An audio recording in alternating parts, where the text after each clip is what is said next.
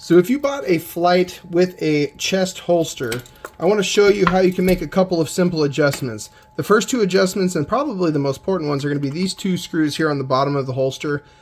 These are your retention adjustment screws. This is a light bearing holster. Non-light bearing holsters will look slightly different, but it's the same concept. By tightening these two screws independently, you're going to adjust the overall grab or retention on the firearm. On a chest holster, it's really important that you get this retention dialed in and you keep an eye on this setting so that your firearm doesn't fall out when you don't want it to. This retention is completely up to you, and it is important for you to keep an eye on how tight your firearm is fitting in this holster. The next thing I want to talk about regarding adjustments with a holster on the Flite are these three screws on the back of the Flite.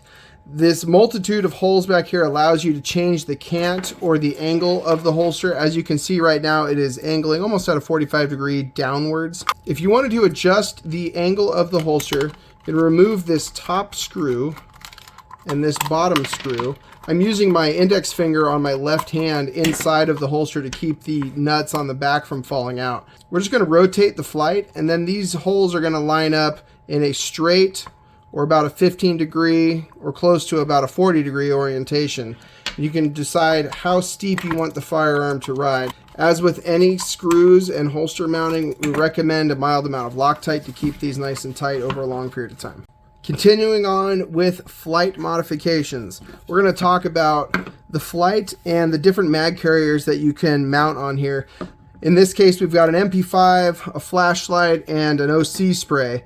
You can configure this in any way you want. I want to show you just briefly how the mounting works. So for this example, we'll play with the OC carrier. So it's got 3 holes in the same spacing as the Flite, as do the mag carriers and flashlight carriers and such. So what we're going to do is take this post. I'm going to set it in the bottommost hole here. Have a rubber washer. And then I'm going to take the Flite, place it over the top here, and then I'll take a screw.